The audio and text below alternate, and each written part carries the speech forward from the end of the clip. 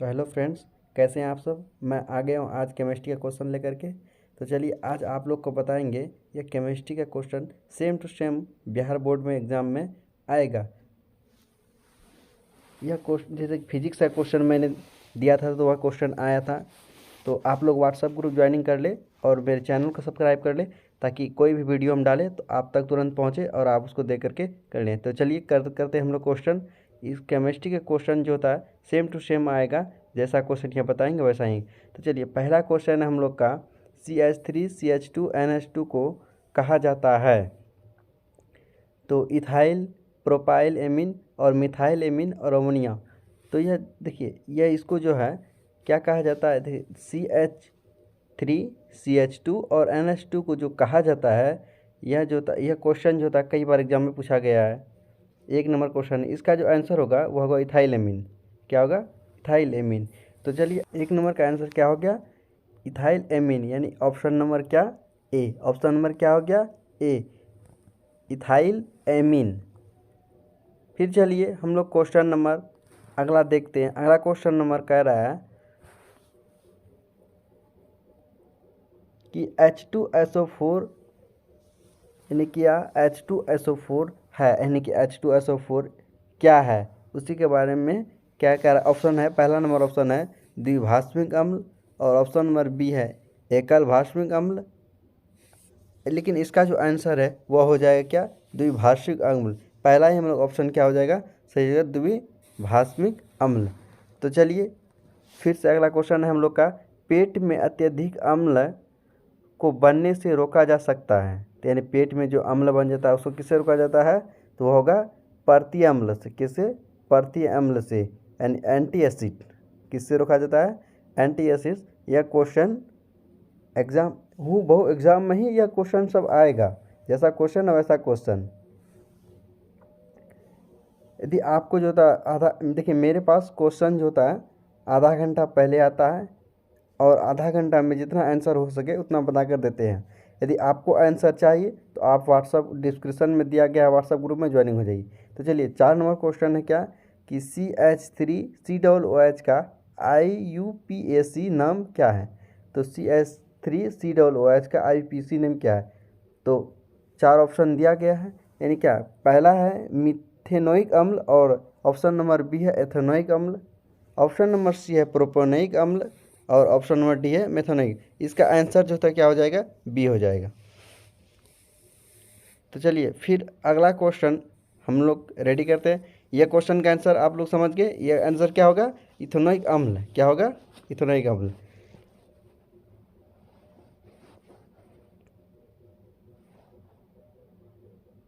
अब अगला क्वेश्चन है, लोहा का मुख्य अयस्क है, यानी कि लोहा जो होता है आयरन, इसका जो होता है मुख्य अयस्क क्या है? पहला ऑप्शन है मैग्नेटाइट, ऑप्शन नंबर बी है शिंडेराइट, ऑप्शन नंबर सी है हेमाटाइट, ऑप्शन नंबर डी है सभी। तो देखिए इसमें से सभी क्या होगा? ऑप्शन को इसमें छांट करके आपको बनाना है, यानी कौन सा ऑप्शन सही है कौन सा गलत है। तो इसका जो सही आंसर होगा वो होगा हेमाटाइट। सभी आंसर गलत है। इसका आंसर क्या होगा? हेमाटाइट। तो चलिए फिर अगला नंबर क्वेश्चन जो ये इसका आंसर क्या हो? हेमाटाइट हो गया हम लोग का।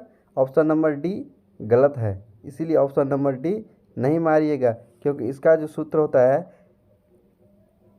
Fe2O3 होता है। क्या होता है? लोहे का प्रमुख अयस्क जो होता है, इसका जो हेमाटाइट होता है, हेमाटाइट का जो सूत्र होता है यही होता है। तो चलिए अगला नंबर क्वेश्चन हम लोग का फिर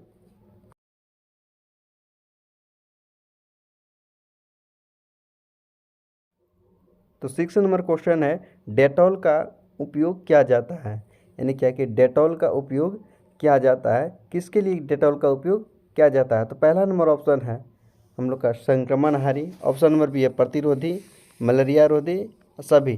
तो इसका ऑप्शन नंबर क्या हो जाएगा? बी सही है। क्या होगा? प्रतिरोधी। डेटॉल जो होता है वह प्रतिरोधी होता है, यानी कि हम लोग जो हैंड वॉश के रूप में यूज करते हैं, नहाने धोने में यूज कर लेते हैं। तो चलिए फिर 7वां नंबर क्वेश्चन देखते हैं।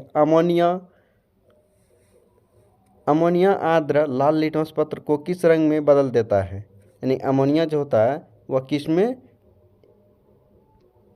लिटमस पत्र को किस रंग में बदल देता है? तो पहला नंबर ऑप्शन नीला ही हम लोग का सही आंसर होगा। पहला नंबर क्या, पहला नंबर जो नीला है वही आंसर क्या हो जाएगा, सही हो जाएगा। तो चलिए फिर नेक्स्ट क्वेश्चन देखते हैं। शुद्ध जल का पीएच, शुद्ध जल का जो पीएच मान होता है, यानी शुद्ध जल का पीएच मान क्या होता है? तो शुद्ध जल, देखिए शुद्ध जल जो होता है वह होता है उदासीन। क्या होता है? उदासीन, यानी कि वह जो होता है उदासीन जो होता है बीच में रहता है, यानी उसका आंसर 7 सही है हम लोग का। यानी कि 7 से जो कम रहता है उसको बोलते हैं अम्लीय, फिर 7 से अधिक रहता है उसको क्षारीय कहा जाता है। फिर 9 नंबर क्वेश्चन हम लोग का है, निम्नलिखित में से कौन सी गैस जल पर एकत्र नहीं की जा सकती है?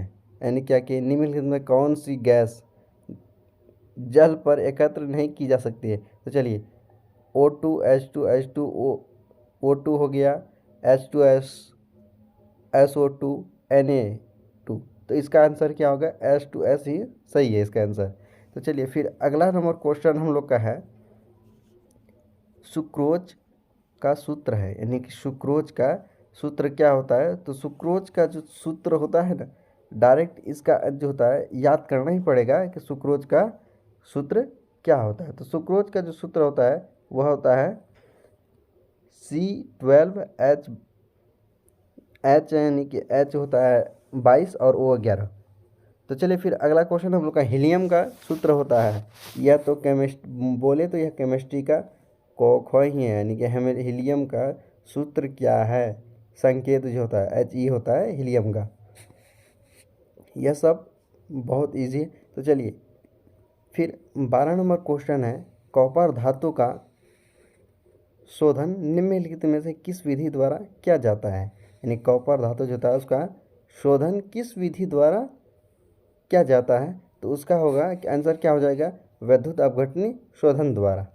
क्या हो जाएगा? वैद्युत अपघटनी शोधन द्वारा। अंग्रेजी में होता जाए इलेक्ट्रॉनिक रिफाइनिंग। क्या होता है?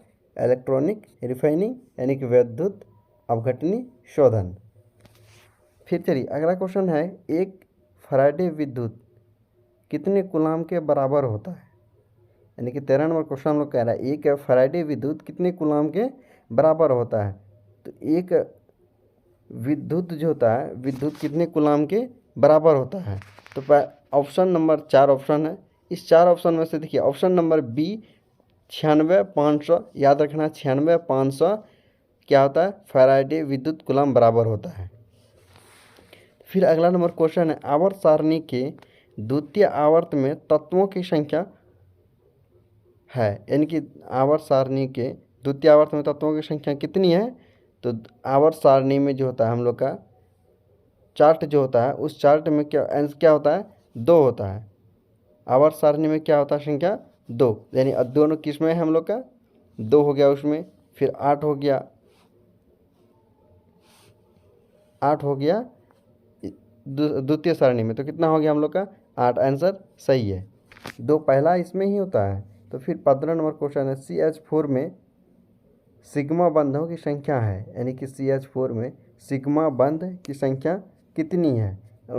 उसका जो स्ट्रक्चर बनाएंगे ना, तो उसके स्ट्रक्चर बनाने के अनुसार जो होता है उसमें सिग्मा बंध की संख्या कितनी है यह निकालेंगे। तो सिग्मा जो उसमें होता है CH4 में, उसका जब स्ट्रक्चर बनाते हैं, स्ट्रक्चर बनाने के उसका सिग्मा बंध जो होता है, देखिए स्ट्रक्चर होता है CH और फिर इधर यानी कि 4 कार्बन चारों तरफ रहेगा, तो 4 कार्बन चारों तरफ रहेगा। अब इसमें सिग्मा देखिए, सिग्मा कितना हो गया हम लोग का?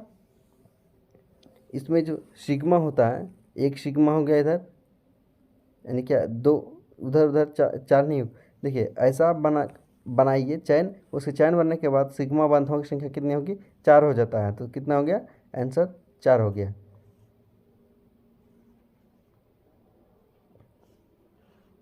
तो चलिए फिर नेक्स्ट क्वेश्चन हम लोग का, अल्कोहल का क्रियाशील मूलक है, यानी कि अल्कोहल जो होता है उसका क्रियाशील मूलक है। अल्कोहल का क्रियाशील मूलक क्या है? अल्कोहल का क्रियाशील मूलक क्या हो जाएगा? OH। क्या होगा?